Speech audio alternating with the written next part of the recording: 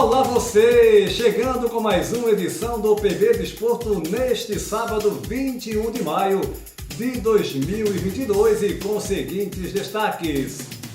A 7ª rodada do Campeonato Brasileiro da Série A com a liderança do Corinthians. Coletiva de imprensa neste sábado após o jogo entre Flamengo e Goiás. Terá dirigentes do Flamengo e o técnico Paulo Souza. A expectativa é para que os conflitos ocorridos até o momento cheguem ao final.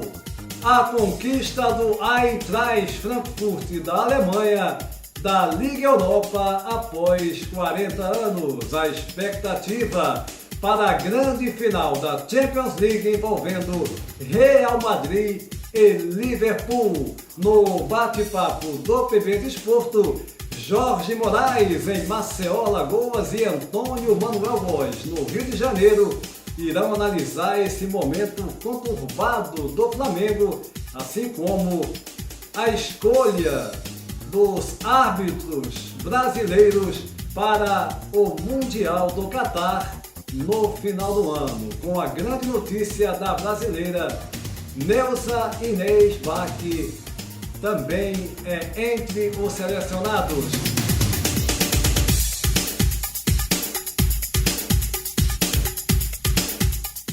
Antes de mais nada, convidando vocês para se inscreverem no nosso canal, deixarem o seu like e compartilhar os nossos vídeos em suas redes sociais. Daqui a pouquinho iremos falar sobre Campeonato Brasileiro da Série A, o Corinthians na liderança, o Atlético Mineiro também ali entre os primeiros colocados, enfim, vamos abordar essa 7ª rodada da competição. Também iremos falar da conquista do Eintracht Frankfurt da Liga Europa, o time alemão, Champions League e muito mais. Mas agora é a hora do nosso bate-papo, eles já estão prontos. Começa contigo aí em Maceió, Moraes. Meu caro Jorge Moraes, como é que você está vendo esse momento conturbado do Flamengo, que promete ter um final na coletiva de imprensa após o jogo do Flamengo contra o Goiás neste sábado, hein, Moraes? Um abraço! Olá, Júnior, um forte abraço para você, um abraço para o Antônio Manuel e para todo mundo que está ligado aqui no PB Desporto. Se tem uma coisa que eu não entendo aqui no Brasil, é essa situação que está sendo vivida pelo time do Flamengo. O Flamengo tem tudo para ser um mar de rosas. O Flamengo tem tudo para ser o clube com menos problema possível na sua trajetória. Por quê? Porque é um time que tem dinheiro, é um time que tem torcida, é um time que tem a maior torcida do Brasil, é um clube organizado, estruturado, com a diretoria que está lá participativa, enfim. Então eu não entendo por que esses desentendimentos envolvendo o técnico Paulo Souza, agora com o Diego Alves, com a torcida, cobrando do clube a questão do rendimento em cima do Paulo Souza, o técnico português que dirige o clube. Então, todo dia tem um problema no Flamengo. Todo dia tem um questionamento nas redes sociais, um monte de gente fazendo live, um monte de gente se passando como pessoas credenciadas, gabaritadas, pessoas que, na verdade,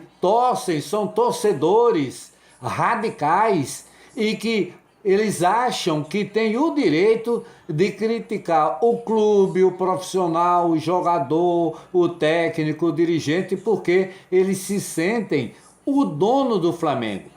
Tudo bem, o Flamengo não tem dono. O Flamengo é o seu patrimônio maior, é a sua torcida. Mas não é preciso que o clube fique enfrentando essa realidade e os problemas surgindo diariamente.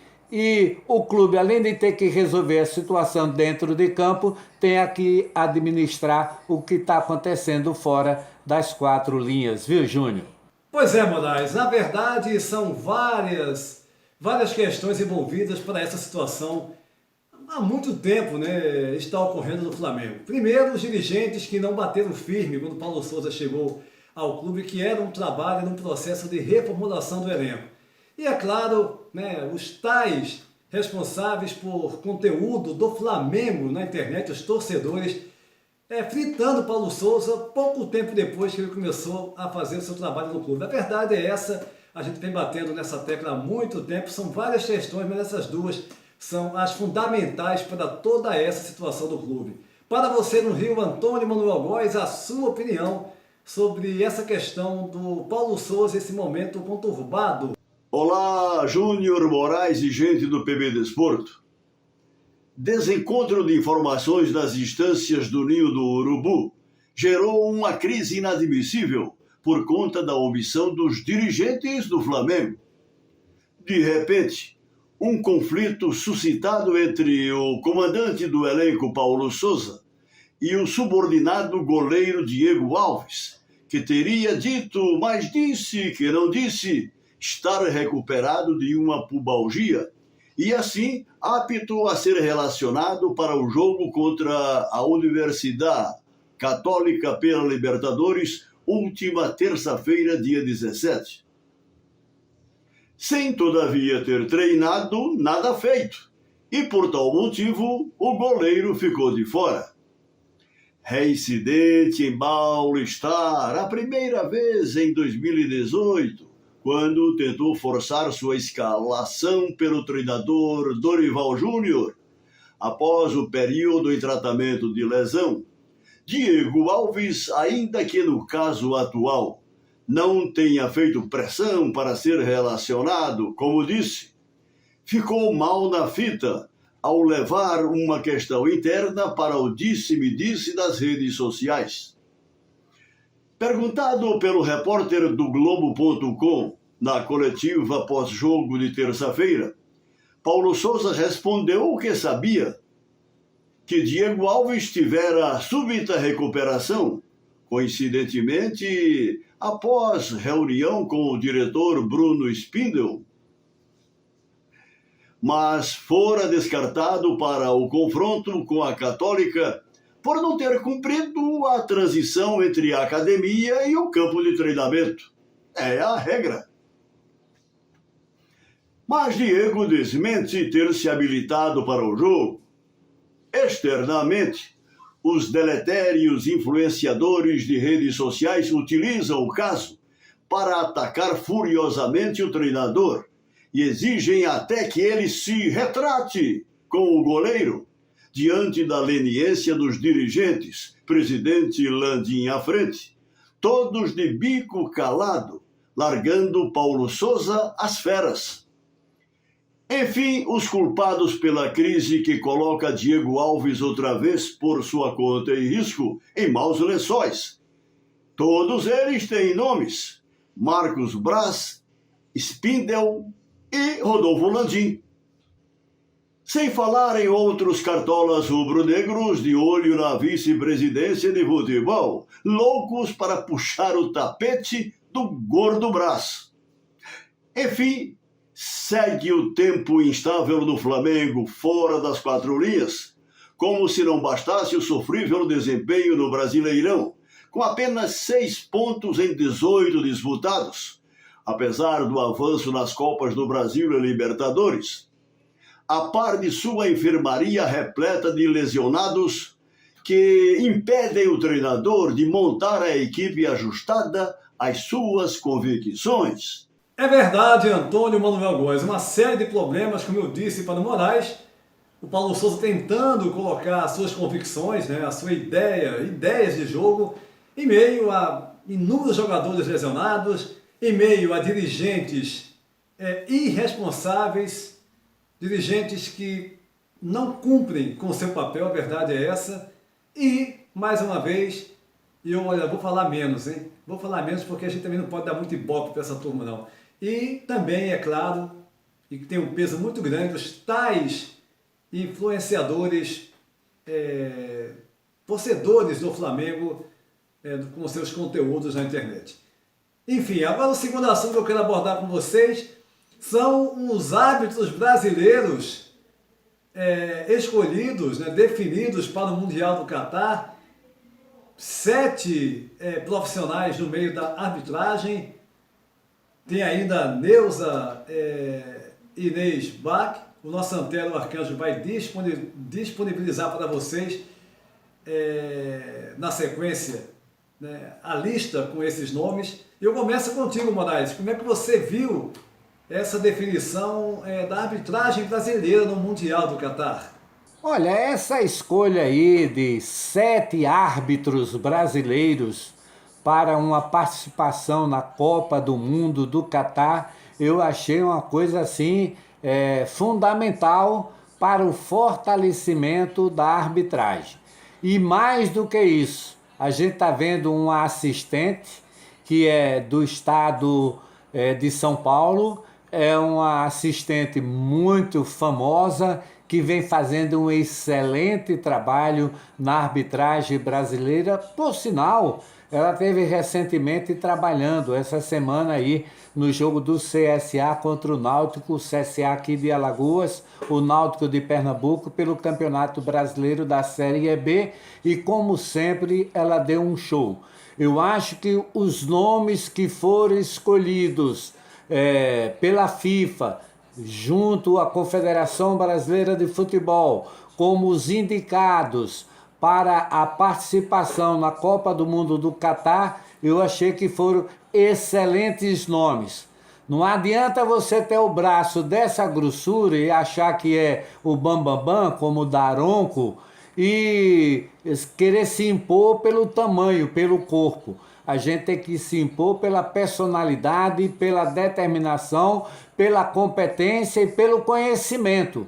É assim que tem que existir. E esses nomes todos que foram escolhidos e indicados para a Copa do Mundo do Catar, eu acho que foram muito bem escolhidos. São profissionais do apito que representam, sim, no momento, o melhor da nossa arbitragem, que em alguns momentos ainda peca, mas são os melhores. Só achei estranho a gente não ter nenhum árbitro de vídeo, nenhum profissional no VAR, mas isso é com o tempo que a gente vai adquirindo a experiência e ocupando o espaço, viu, Júnior? É isso aí, Moraes, né? E vamos torcer para um bom desempenho da arbitragem brasileira no Mundial do Catar. E você aí no Rio, Antônio Manuel Góes, a sua opinião dos árbitros da arbitragem escolhida para o Catar? Ora, vejam só, demonizados em nossos gramados como incompetentes, a gente da imprensa esportiva que irremediavelmente só lhes dá nota 0. Os árbitros brasileiros, ao lado dos argentinos, são maioria na lista de convocados pela FIFA para a Copa do Mundo do Catar. 2 deles, Wilton Pereira e Rafael Claus, indicados como mediadores principais, mais 5 na função de assistentes, entre os quais uma mulher, a catarinense Neuza Inês Bach. Nossos árbitros têm seu trabalho reconhecido pela FIFA, apesar de não serem profissionais com dedicação integral, a exemplo dos europeus e de outras regiões do planeta, além de não serem ajudados pelo VAR, igualmente implantado entre nós, à margem dos parâmetros internacionais que habilitaram profissionais em processo de treinamento de longo prazo. Fica bem claro, Antônio Júnior, que os problemas de arbitragem no Brasil, recorrentemente registrados em variadas competições, têm origem no ambiente de promiscuidade preponderante nos bastidores da CBF. A depender da entidade nacional, árbitros brasileiros, execrados de norte a sul, jamais iriam a uma Copa do Mundo. Afinal, a CBF não é a melhor referência para eles e elas galgarem um patamar de eficiência técnica, ainda que a atual comissão de arbitragem tenha assumido o propósito de melhor qualificá-los. Será? Um país continental como o nosso, Com uma CBF arquimilionária, deveria dispor há décadas de uma infraestrutura profissionalizante de altíssimo nível para preparar nossos árbitros merecedores de outro patamar de aprendizado. Mesmo assim, eles e elas, em meio às nossas precárias condições de trabalho, têm dado a volta por cima, razão de serem convocados para apitar e bandeirar na maior competição universal do futebol, Antônio Júnior. É isso aí, Antônio Manuel Góes. Vamos torcer, né, nessa primeira participação das mulheres no Mundial do Catar, do Mundial masculino, a nossa deusa Elisbar. Enfim, o Brasil está muito bem representado por esses 7 árbitros e assistentes. Antônio Manuel Góes, no Rio de Janeiro, e Jorge Moraes, em Marcelo Lagoas, aqui no Bate-Papo do PB Desporto. E o Eintracht Frankfurt, equipe alemã, sagrou-se campeã, o grande campeão da Liga Europa 2021-2022. A final que foi realizada na última quarta-feira contra o Rangers da Escócia, teve o placar de 1-1 no tempo normal e na prorrogação, com o Rangers marcando primeiro através do Joey Aribo aos 57 minutos, enquanto que o Eintracht empatou o jogo 12 minutos depois, aos 69, através do Rafael Borré. O jogo foi para a prorrogação, para o prolongamento, terminando também 1-1, e aí tivemos as penalidades máximas, com o Eintracht Frankfurt levando a melhor e vencendo por 5-4. Conquista essa após 42 anos, já que o Eintracht Frankfurt tinha sido campeão, foi campeão, melhor dizendo, da Taça UEFA, que é a Liga Europa, né, já de um tempo para cá, em 1980. O detalhe foi o choque do jogador, o Sebastian Rode, o meio-campista da equipe do Eintracht Frankfurt, com um atleta do Rangers. Ele acabou abrindo a cabeça. As imagens aí que estão sendo disponibilizadas pelo nosso Antero, né, a imagem dos jogos, e agora também a imagem do Sebastian Rode. No final levou aí alguns pontos, mas celebrou, né? Celebrou a conquista para a equipe alemã.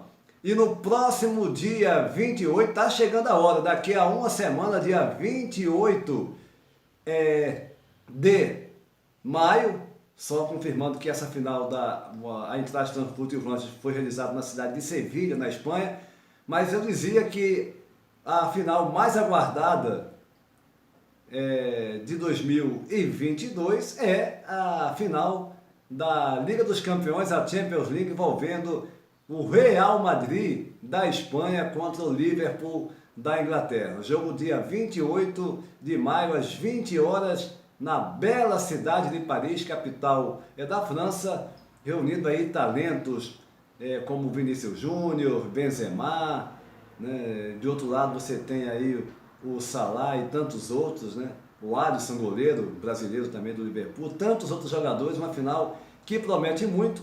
O Real Madrid vai em busca do seu 14º título, enquanto que o Liverpool vai tentar a 7ª conquista da Champions League.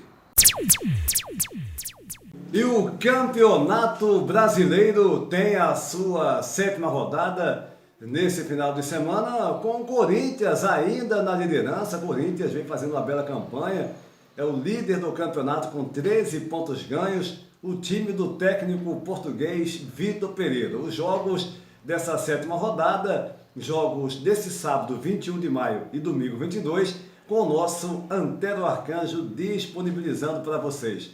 Teremos esse sábado 21 de maio, Atlético Goianiense e Curitiba, Flamengo e Goiás, os 2 primeiros jogos das 16h30 do Brasil, 20h30 aqui em Portugal. Santos e Ceará, às 22h30, horário aqui de Portugal, 16h30 no Brasil. Juventude e Palmeiras, às 23 horas aqui em Portugal, 19 horas no Brasil.